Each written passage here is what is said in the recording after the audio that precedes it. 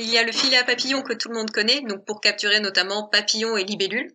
Il y a le filet fauchoir, que tout le monde ne connaît pas. C'est un peu comme un filet à papillons, mais avec une toile très épaisse, très rigide, et avec lequel on va faucher la végétation. Donc les hautes herbes, on fait des mouvements de va-et-vient devant soi en marchant, et du coup on va capturer tous les insectes qui vivent dans l'herbe et qu'on ne voit pas forcément. Par exemple, ça va inclure les coccinelles, les punaises, les criquets. Il y a la nappe de battage, qui est en fait une toile qu'on met sous les branches des arbres et qui permet de taper sur les arbres et tous les insectes vont tomber dedans. Et enfin, la dernière manière de trouver des insectes, c'est les pièges lumineux. Donc c'est un grand drap blanc avec une source de lumière, souvent UV, et les insectes sont attirés par cette lumière. On aura notamment des papillons de nuit, mais pas seulement. On va avoir des coléos, des menthes et pas mal d'insectes qui sont venus se servir pour faire leur repas. Ena Loel, Matteo Espada, est une passionnée d'insectes. Cette jeune Normande fait un master d'écologie à Montpellier. Ena Loel, future écologue, est aussi la créatrice du Monde des Minuscules, un joli compte Instagram sur lequel je suis tombé un jour par hasard. Les insectes sont des invertébrés, une classe d'animaux qui appartient à l'embranchement des arthropodes. En gros, ce sont des animaux articulés, tout comme les araignées ou les crustacés. On en connaît près d'1,3 million d'espèces. Et on en découvre 10 000 nouvelles chaque année. Sur Terre, 85 espèces animales sur 100 sont des insectes. L'immense majorité des espèces reste à découvrir. La biomasse totale des insectes serait 300 fois plus importante que la biomasse humaine, 4 fois supérieure à celle de tous les vertébrés.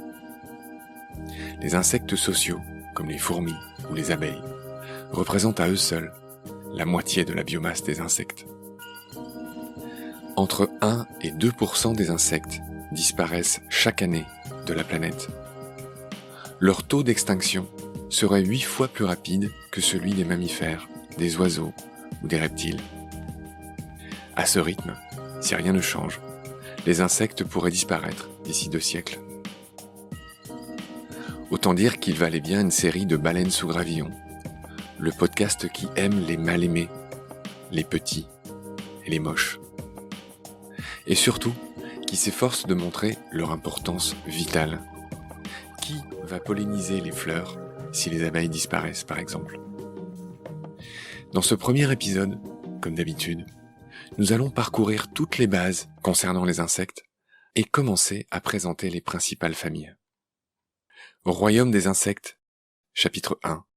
C'est parti. Salut Ena. Salut Marc. Alors je t'appelle Ena, mais ton prénom complet c'est Ena Loel. C'est un très joli prénom, je crois que c'est un prénom breton, c'est ça? C'est bien ça, oui.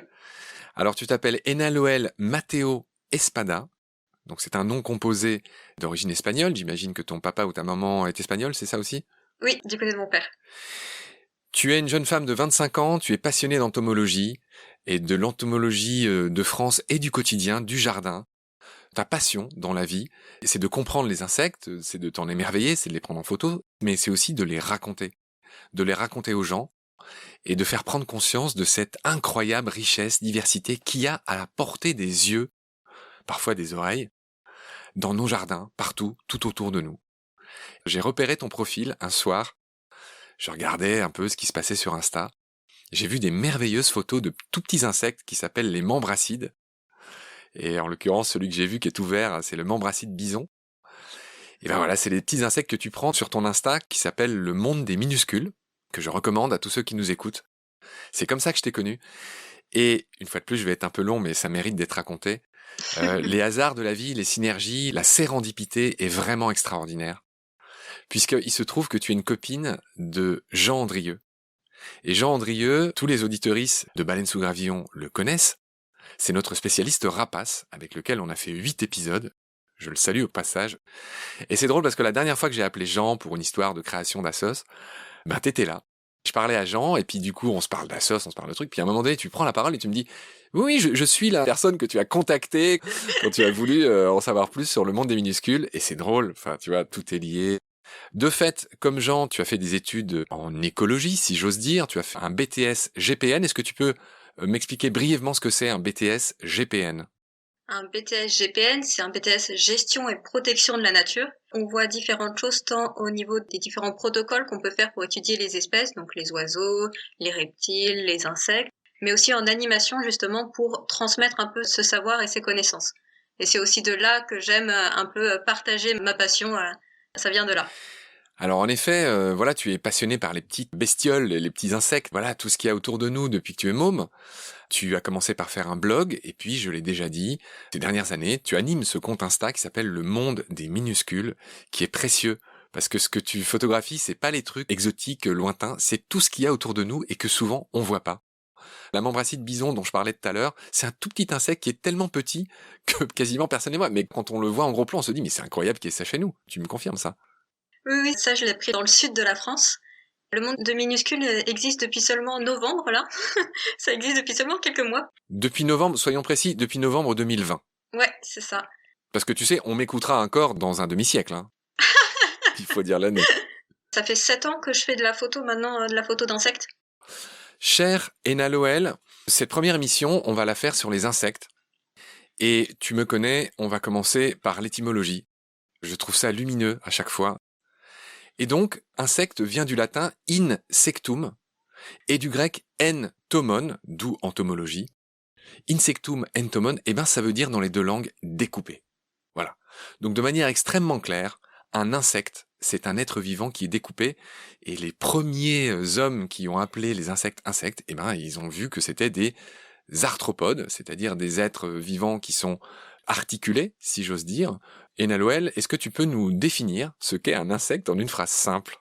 En une phrase simple, un insecte, ça a 3 paires de pattes articulées, un corps en 3 tagmes, donc en 3 parties, tête, thorax et abdomen. Ils ont aussi une paire d'antennes et 2 paires d'ailes qui sont parfois modifiées ou très réduites. Toutes les petites bestioles ne sont pas des insectes. Fais-moi un bref rappel de ce qui n'est pas un insecte et que les gens croient souvent que c'est des insectes. Eh bien, par exemple, les arachnides, donc qui regroupent les araignées, les scorpions, les opilions, ne sont pas des insectes, y compris les acariens aussi, parce qu'ils ont 8 pattes et un corps en 2 parties, donc ce ne sont pas des insectes. Et ils n'ont pas d'antenne non plus. Non. Il y a aussi les crustacés. Donc les crustacés, on pense souvent aux crevettes et aux crabes, mais il y a aussi des crustacés terrestres qui sont les cloportes, qui eux ont beaucoup plus de pattes, qui ont entre 10 et 14 pattes. Et enfin, on a les myriapodes, qui sont en fait les 1000 pattes, qui ont entre 16 et 752 pattes. Ah, c'est précis.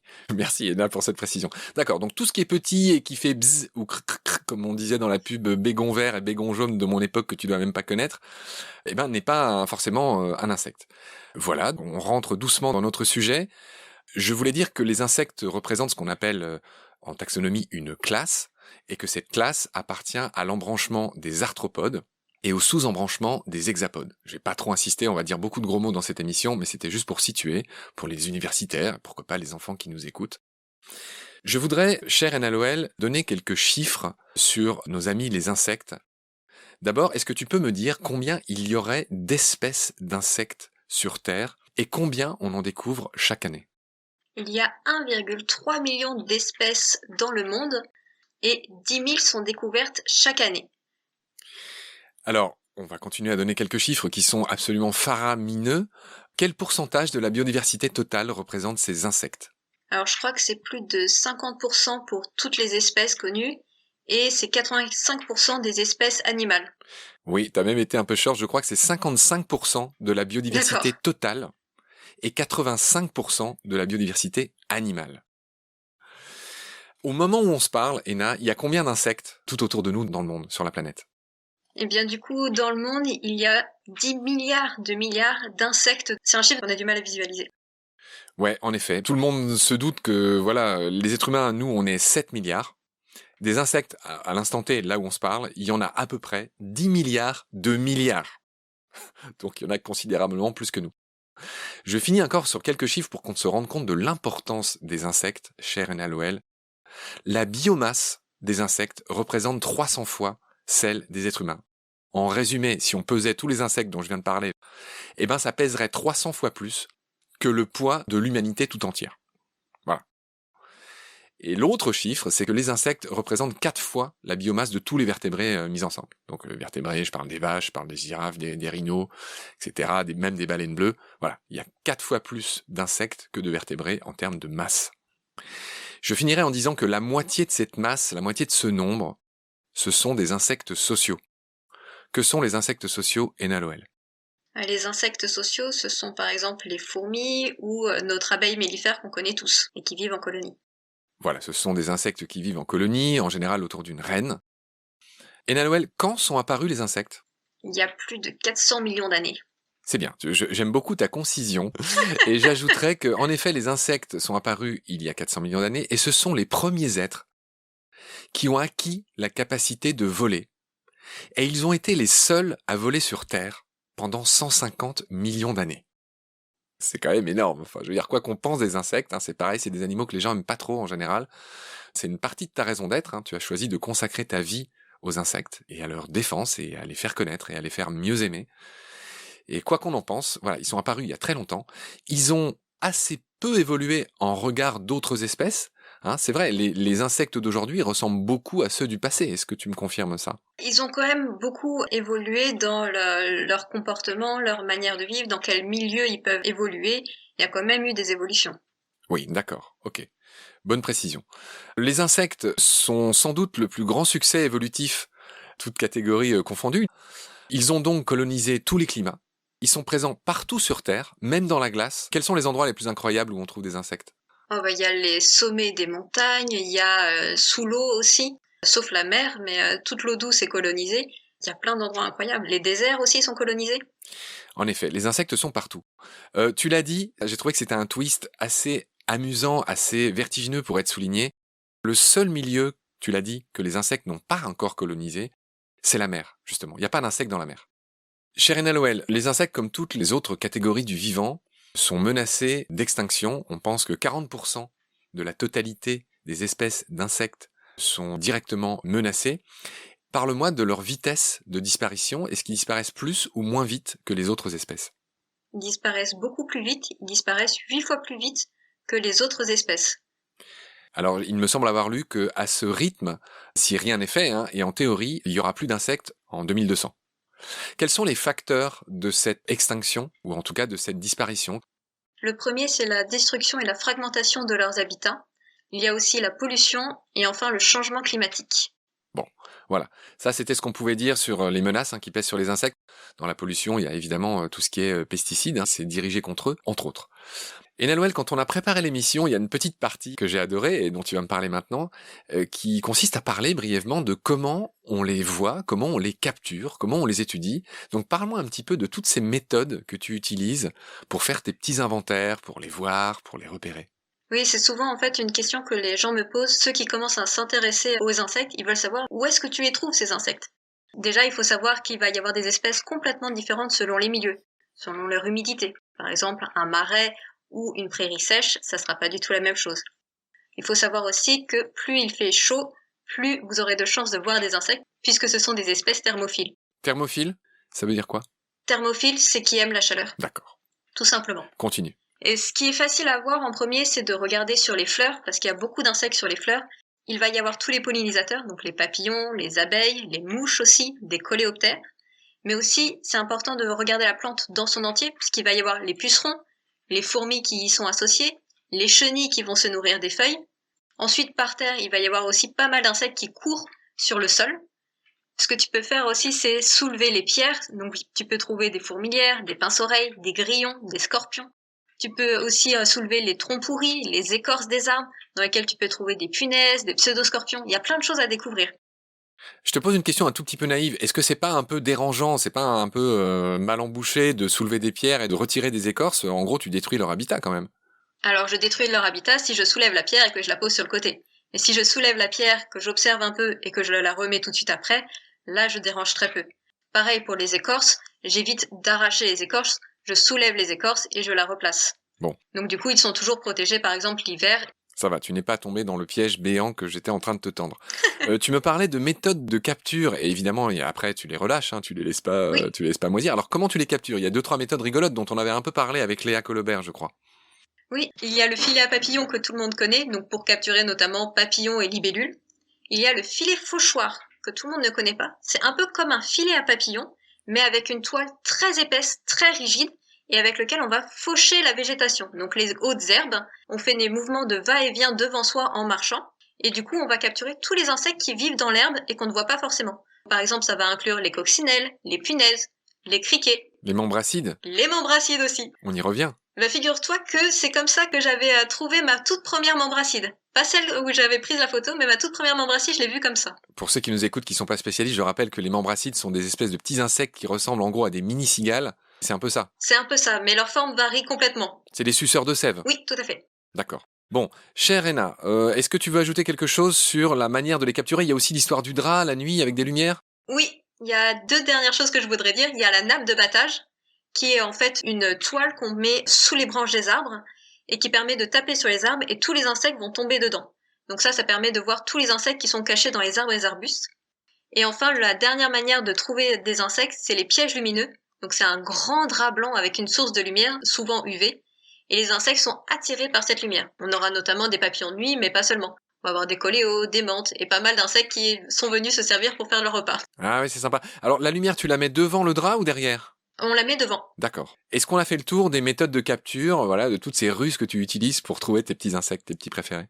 Oui, disons que souvent je regarde un peu autour de moi parce que c'est beaucoup plus intéressant de les voir dans leur milieu naturel et de voir leur comportement, mais ça permet de voir de nouvelles choses qu'ensuite je replace sur leur support pour pouvoir les prendre en photo. Ok, c'est bien vu. Ena Noël, on va rentrer dans le vif du sujet. Pour finir cet épisode, je voudrais présenter une quinzaine d'ordres d'insectes les plus connus, les 15 ordres les plus connus, tout simplement. Et on va commencer par celui qui rassemble le plus d'espèces. Et je te laisse le dire. Quel est ce premier ordre dont on va parler? C'est les coléoptères. Je vais te laisser parler de nous décrire les coléoptères, nous donner quelques exemples, et je signale juste l'étymologie de coléoptère, ça vient d'étui. Coléo, ça veut dire étui en grec, et bon, tout le monde voit bien que tous ces scarabées, en gros, ils ont leurs ailes qui sont protégées par ce qu'on appelle des élytres, c'est bien ça? C'est bien ça. Ils ont deux paires d'ailes. La première, c'est les élytres qui servent à protéger les ailes membraneuses et qui ne servent pas du tout à voler. Et c'est les ailes membraneuses en dessous qu'ils vont déplier et qui vont leur servir à voler. Ouais, ce qui est formidable, c'est que les ailes des coléoptères, elles sont repliées, elles sont toutes plissées à l'intérieur. Exactement. Parce que les ailes sont beaucoup plus longues que le corps, mais en fait, elles rentrent dans le coffre, si j'ose dire, quand il les remballe. Oui, c'est exactement ça. En fait, c'est un peu comme un espèce d'éventail qui se déplie. D'accord. Mais toutes les espèces n'ont pas d'ailes. Toutes les espèces de coléoptères ne volent pas. D'accord. Donne-moi quelques exemples d'espèces de coléoptères connus, pas connus. J'imagine qu'il y en a des très petits, il y en a des très gros. Ça va du bousier au Goliath. Enfin, donne-moi des espèces de coléoptères. Dans les familles qui sont très connues, on a les coccinelles. On va faire un épisode entier sur les coccinelles, je le signale au passage, avec toi juste après. Dans les coléoptères connus, on a aussi donc les bousiers, les lucanes, lucanes cervoloques qu'on voit souvent. Il y a aussi les cétoines qui sont très très colorées. La cétoine dorée avec ses reflets vert doré qu'on voit sur les fleurs. Oui, ce sont ces scarabées verts, un peu, émeraude, enfin, mais vert métallique. Oui, c'est ça. Mais il y a des cétoines de couleurs différentes aussi. Donc c'est un peu tous les coléoptères qu'on va croiser régulièrement. Il y a les longicornes aussi avec des antennes immenses dont les larves se nourrissent du bois mort. Oui. Ok, tout le monde se rend compte que toi, tu te spécialises sur les insectes français. Tu connais, mais on ne va pas trop parler avec toi aujourd'hui de tous ces insectes. On fera une autre émission sur les insectes du monde entier. Mais là, aujourd'hui, avec toi, on reste en France. J'enchaîne sur le deuxième ordre d'insectes très connus. En l'occurrence, c'est celui des papillons. Comment s'appelle cet ordre? Ce sont les lépidoptères. Lépido, ça veut dire écaille, et ptère, ça veut dire aile. Ah, c'est bien, là, tu vas devancer sur l'étymologie. Ok, alors parle-moi des lépidoptères. Chacun sait qu'en gros, il y a deux grands types de lépidoptères. Je veux bien que tu me dises la différence et comment ils s'appellent. Donc c'est deux sous-ordres en fait, qu'on appelle communément les papillons de jour et les papillons de nuit. Donc les papillons de jour, c'est les rhopalocères, donc il y en a 260 en France. Et les papillons de nuit, ce sont les hétérocères, et il y en a 5300 en France. Donc beaucoup, beaucoup plus. D'accord. Alors à ce stade, évidemment, une petite précision d'étymologie. Rhopalocère, R-H-O-P-A-L-O-C-E-R-E. Rhopalocère, donc cère c'est l'antenne. Rhopalo, ça veut dire massue en grec. Et hétérocère, c'est comme homo, hétérosexuel par exemple, ça veut dire différent. Et donc hétérocère, ça veut dire les papillons de nuit qui ont des antennes qui sont différentes. Il y en a, tu vas m'en parler tout à l'heure, il y en a qui sont plumeuses, il y en a qui sont filiformes, etc. Donc c'est pour ça qu'ils s'appellent hétérocères. Alors, tu l'as dit, papillon de nuit, c'est un terme qui n'est pas scientifique, c'est le nom, un peu du grand public, mais ça permet à tout le monde de voir à peu près ce qu'il en est. Et les rhopalocères, eh bien, ce sont tous les papillons de jour, les beaux papillons, là, les pans du jour, etc. Est-ce que tu peux me parler me donner quelques exemples des plus connus de chaque? Ah, tu veux ajouter quelque chose, pardon. Je veux juste ajouter qu'il y a des très beaux papillons de nuit aussi. Par exemple, on a Oui, le j'ai petit pas voulu dire sphinx qu'ils étaient pas beaux. il y a le petit sphinx de la vigne qui est très coloré, qui est rose et vert. Et ça, c'est assez incroyable. On l'associe pas forcément à un papillon de nuit. Oui, en effet. Il y a des papillons de nuit aussi qui sont tout petits, de l'ordre de quelques millimètres. Et ça, il y en a énormément et qui sont très très difficiles à identifier. Donc moi, tout ça, par exemple, je ne les connais pas, les micro-lépidoptères. Ouais. Et dans les rhopalocères, les plus connus, on va avoir le macaon, qui est un grand papillon. Ouais, le vulcain, le flambé, le pan du jour. Ouais. Qu'est-ce qu'il y a d'autre? Les pierrides aussi, des petits papillons blancs. Comment il s'appelle? Le citron, celui qui est tout jaune? Oui. La Hulotte avait consacré un bel épisode sur le citron. Et puis, moi, j'ai tout de suite envie de dire, pour me rattraper, mon papillon préféré, c'est le morosphinx. C'est quoi le morosphinx? Le morosphinx, du coup, il fait partie des hétérocères, donc des papillons dits de nuit, Mais il vit le jour. mais qui vit le jour. C'est pour ça Voilà. que papillon de jour et papillon de nuit, c'est des termes complètement obsolètes qui ne correspondent pas à leur comportement, en fait. Ça ne correspond pas exactement, mais c'est vrai que la plupart des papillons de nuit vivent la nuit, mais il y en a qui vivent le jour, c'est ce qu'on vient de dire. C'est bien Et les ça. papillons de jour, effectivement, ils vivent plutôt le jour. On comprend pourquoi, mais effectivement, ça n'a plus vraiment de pertinence scientifique. On est d'accord. On va parler du troisième ordre très connu d'insectes. Ce sont les odonates, qui a une étymologie qui rappelle les dents. Ce sont des insectes qui ont des dents puissantes, qui sont des chasseresses, des prédatrices. Qui sont les odonates, Ena Noël? Les odonates, c'est ce qu'on appelle communément les libellules. Alors, c'est pareil. Il y a deux sous-ordres. Je veux bien que tu me détailles ça. Donc il y a les zygoptères, qui sont associés en fait aux demoiselles, donc les libellules qui sont très fines, très graciles. Et on a les anisoptères, qui sont les libellules vraies, qui sont beaucoup plus massives. Oui, et bon, on va pas faire d'étymologie tout au long de l'épisode, mais zygoptères, anisoptères, en gros, elles se différencient dans la façon qu'elles ont de replier leurs ailes ou pas au repos. Hein. Pour faire simple, et on le redira, les libellules, quand vous voyez une libellule au repos qui a ses ailes écartées, ben c'est une libellule. Et quand vous voyez ces petites demoiselles graciles dont tu parlais tout à l'heure et qui ont leurs ailes repliées au-dessus de leur abdomen, celles qui sont bleues là, comment elles s'appellent celles qui sont bleues? Les agrillons. Les agrillons, oui, voilà. Et ben ça, ce sont des demoiselles. En gros, les odonates se répartissent en demoiselles, les petites, les fines qui replient leurs ailes au-dessus, et les libellules, qui sont en général beaucoup plus grosses. Comment s'appelle cette célèbre libellule dont la larve est très vorace, qui vit dans l'eau là? Alors toutes les larves sont voraces. On a les anax qui sont souvent connus. L'anax empereur. Oui, j'en avais une autre en tête là. Comment s'appelle? C'est une grosse libellule, lèche, voilà. Lechne. Bah du coup, les anax font partie de la famille des Oui. Echnidés. Et c'est une des plus grandes espèces. Je m'aperçois que j'ai pas donné trop de chiffres, on va pas noyer ceux qui nous écoutent sous les chiffres, mais j'ai dit que les coléoptères étaient l'ordre d'insectes où il y a le plus d'espèces, et il y a 400 000 espèces de coléoptères. Je vais pas donner les chiffres pour toutes les espèces, il y a beaucoup moins de papillons, beaucoup moins d'odonates, et on va enchaîner sur le troisième ordre, c'est l'ordre des orthoptères. Qui sont les orthoptères, Ena? Je voulais juste dire avant, pour les odonates, il y a seulement 100 espèces en France. Donc c'est pas grand-chose et c'est quelque chose qui peut être étudié facilement avec quelques bouquins. Et donc je vous invite tous à vous intéresser aux libellules autour des mares. Si on divise les insectes en ceux que les gens aiment et ceux que les gens aiment pas, je pense que les libellules sont plutôt aimées des gens. Oui, avec les papillons, souvent. Oui, c'est vrai. Ça, bon, voilà, coccinelle, papillon, libellule, c'est des insectes en général. Les gens les laissent un peu tranquilles. Et puis moi, personnellement, je me souviens quand j'étais môme, il y avait un dessin animé de Disney qui s'appelle Bernard et Bianca, qui a marqué vraiment ma jeunesse.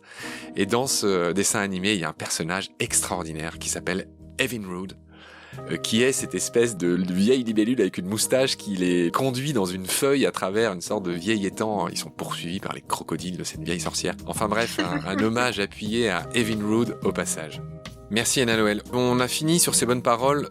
J'espère que ça a intéressé ceux qui nous écoutent. Et puis je vais te retrouver très vite pour un deuxième épisode. Salut Ena. Salut Marc.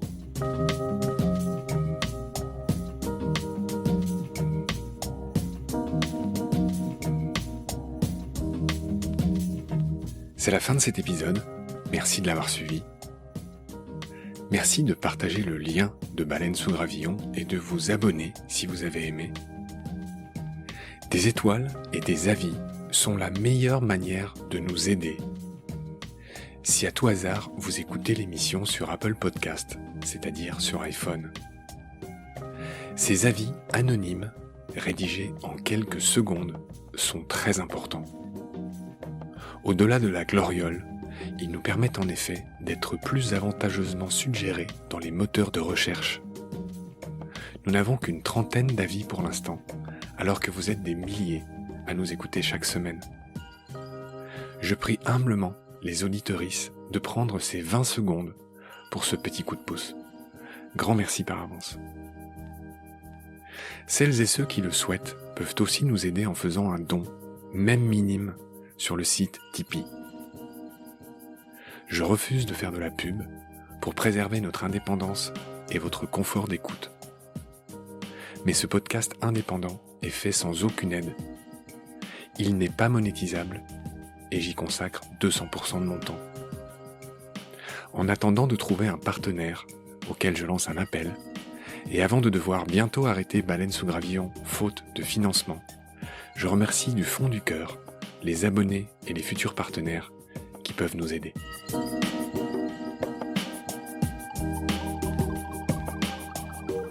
Vos critiques, conseils et suggestions sont toujours les bienvenus sur la page Facebook de Baleine sous Gravillon. Je remercie aussi tous les photographes animaliers qui viennent chaque semaine en toute simplicité, en toute générosité, partager leurs sublimes photos sur la page de Baleine sous Gravillon. Je remercie enfin mes équipiers pour leur aide précieuse. Sans oublier Félix Labande, l'auteur sud-africain de la chanson du générique. Je vous retrouve très vite pour un nouvel épisode. Et d'ici là, prenez soin de vous et de ce qu'il y a autour de vous. Merci. À bientôt.